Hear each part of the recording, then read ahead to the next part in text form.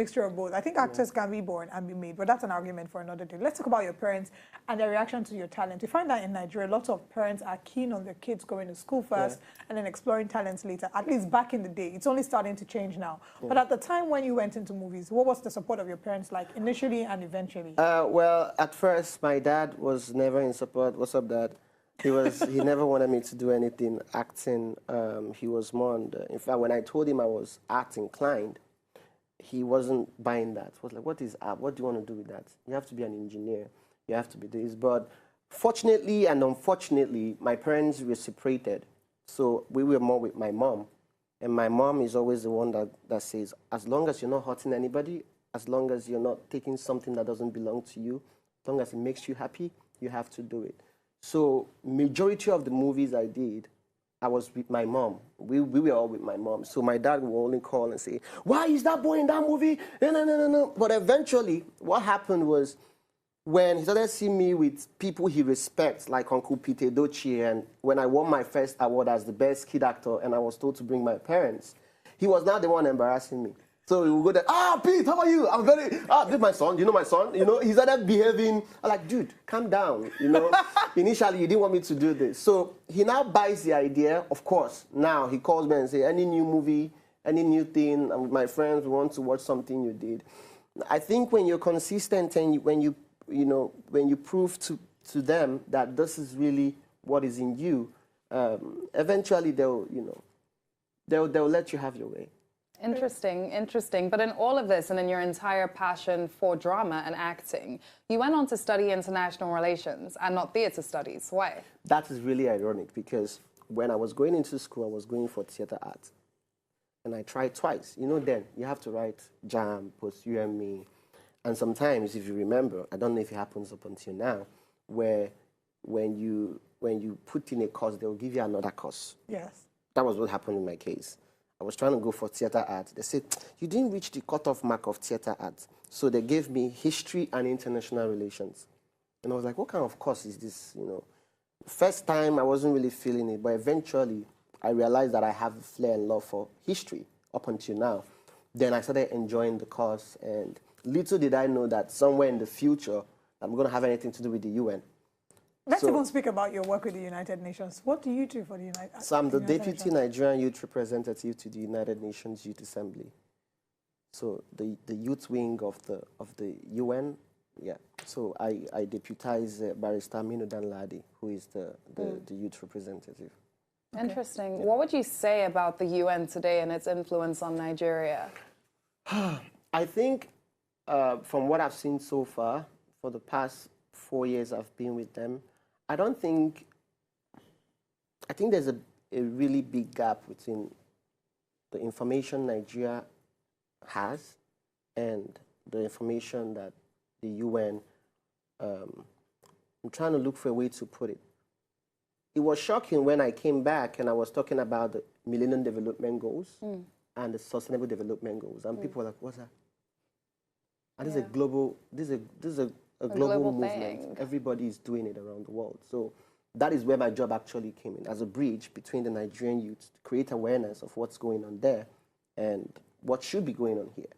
Because when the government, some of them knows about it, but they'll tell you they don't have that kind of infrastructure, or they don't have that kind of time, because one thing or the other. It's crazy, I don't want to go into politics, you know, but I just realized that there is a lot we don't know, you know, especially Nigerian youth, you know. So there's actually a lot going on in the global platform, but it's very, very unfortunate that most of us here are not involved. Okay. Now, beyond your work with the United Nations, we also know you're a humanitarian. I mean, last year when you came for Christmas, you did a challenge where you were encouraging people to just give back and put up pictures and videos of them giving on Instagram. I think you called it the Give Challenge. Yeah. And very recently, you picked up a young boy who was selling plantain on the street, and you found a way to send him back home and sponsor his education. How has the support and, you know, the support for that been? And have you gotten any criticism and backlash from people thinking, oh, why are you doing this and putting it up on social media? Yeah, I think, first of all, and I'm saying this for everybody, whatever you're doing and your conscience is at peace with you, is at peace with whatever that is. Because I saw this video on YouTube where a toddler, baby, was trying to learn how to walk. Beautiful. Anybody would love that. And he'll fall and he'll try to get up. And you know, on YouTube, you see people that like and people that, a lot of people didn't like it. Something that beautiful. So it made me realize that no matter what you do, people are going to talk. But what inspired me to start that is when you stay outside the country long enough, especially in a first world country, and you come back, something will turn on in your mind and you see that a lot of things are not right. So I came back in December. From my way to the airport, I was coming from the airport to my house, and I saw this 65-year-old man. It's like he was hawking ice cream, and he was trying to sell to this, you know, moving vehicle, and he was running, 65. And I think he missed his step, and he fell, and a bus from the back took him and cleared him and killed him on the spot, right in front of me, and blood and ice cream was on the road, and I couldn't sleep that night. The first question was, what is he doing on the road? And I knew he had family, his wife and his kids were waiting for daddy to come back and bring money for food. But he's gone. Yeah. The next day, I wanted to do something. I just wanted to. I didn't have Naira. I was like, I saw an old man, I was like, what are you selling? Why are you, okay, how much is it? Take, go home. Just go home. Don't be here. It's not safe. So I realized that it actually takes nothing to get these people off the street. It will shock you how much it takes to give someone a future. Some money we use for lunch can get someone's school fees for 5 years in this country. And I was like, I have little change, because people now started saying, oh, you have a lot of money. I don't. But so when I see the amount of budget that some people are giving, and I see the people they are supposed to help, how poor they are, I ask myself, what are you doing with all that money? And some people are like, oh, you're trying to get into politics. Maybe in the near future, if my country calls me to serve, you know, Nigeria, I will, I might. But it's not for any political anything. It's something I feel we have to do. So the good thing about, by the grace of God, I have, you know, reasonable amount of followers on my Instagram. So I said, I can help one person and not put it out. And the only person that will benefit is that one person. Or I can help one person and put it out. I have like 900,000 followers now. 10% of that is 90,000. If 10% of 900,000 would also do the same thing, you see, you're not just helping one person now. You're helping a lot of people. So it's a chain reaction. So that was the strategy. And guess what? It worked. While people were saying, people were sending me videos, even outside of the country, people were helping people. The last Christmas was more of a selfless Christmas. And that is what I believe the country needs to get to. When we find out that it has nothing or little to do with us, but more to do with people. Because when you wake up, 90% or 95% or 99% of people in Lagos and Nigeria, they are waking up for what they will go and get. Nobody's waking up for what they will go and give. Imagine if that reverses. Imagine if 95% are waking up for what they will give, people that will help. I don't think the criminals will be on the road. I don't think the things that we deal with in the society will be where it is. So for me, I believe just typing something on social media and saying these Nigerian people are bad, this government, I can actually preach it by doing it. And not only have you done that with your actions, you've given so much more beyond money, beyond starting a chain reaction of kindness. You've given laughter to a lot of people. The people that just go to your page and because laugh. people are, when they see me in real life, they're like, you're not really funny. I said, listen, I started doing that more when I got a DM from a lady, and she begged for my number.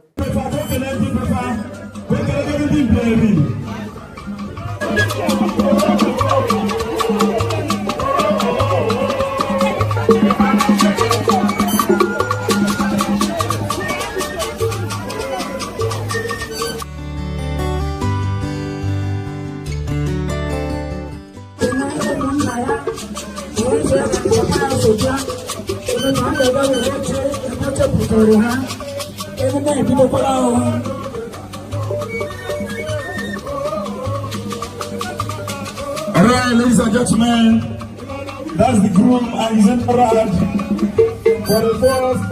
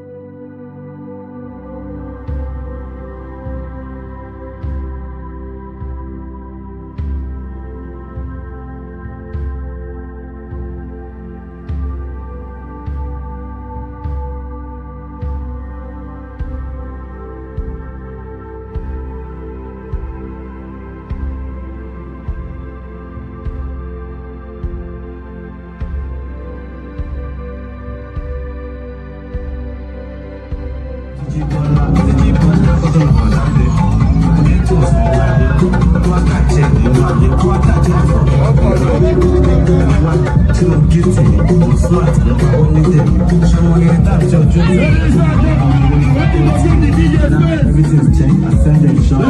It's changed.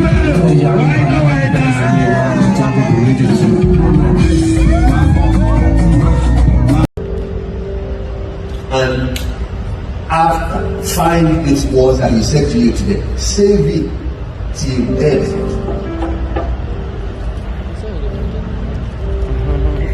In marriage, you don't need to argue. If things get tough, go and bring back the contract and say, look at what you signed, though. Is he not preaching? Okay. Okay, he's now look into her eyes and say this. I, Uchemba. I, Williams Uchemba.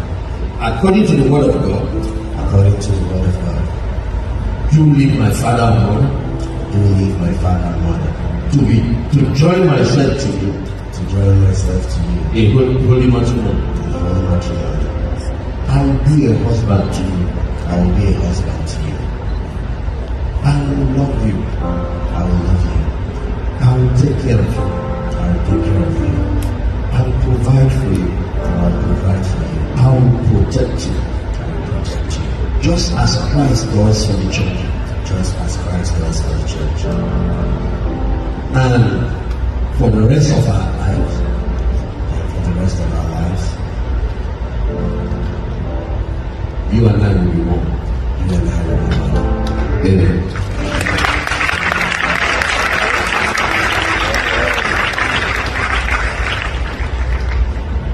Okay, he's giving and receiving. So covenant must be for a sign, then it comes into effect. Now you're not finished. One more thing. I'm coming to it, but let me talk to Chinelo first. Yes. Actually, because we saw where your father transferred authority. He has transferred authority to this man. Okay. Chinelo, do you take Williams Uchemba to be your lawfully wedded husband, knowing very well that you're going to submit yourself to him as the church submits to Christ, showing respect, reverence, and deference to him as the head of this union? Yes, I do. You see, even though you are equal, somebody is head and the other is the VP. Or your own leadership is king and queen. So your vow is not to create two kings, is to give the king his queen. You know what is important, and you see he said yes. I want to hear this. Yes, I do. Okay. Now look into his eyes and say this.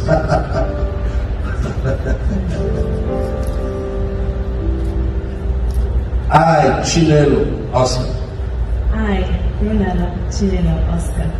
According to the word of God. According to the word of God. Submit myself to you. Submit myself to you. To be your lawfully wedded wife. To be your lawfully wedded wife. From this moment. From this moment. I will respect you. I will respect you. I will submit to your authority. I will submit to your authority. I will be your counselor. I will be your counselor. I will be your helpmate. I will be your helpmate. I will be your comforter. I will be your comforter. I will stand by you always. I will stand by you always. And throughout this life, And throughout this life, you and I will be one. you and I will be one. Everybody say amen. I'm feeling a strong anointing. You see, this is where Jesus started ministry, marriage.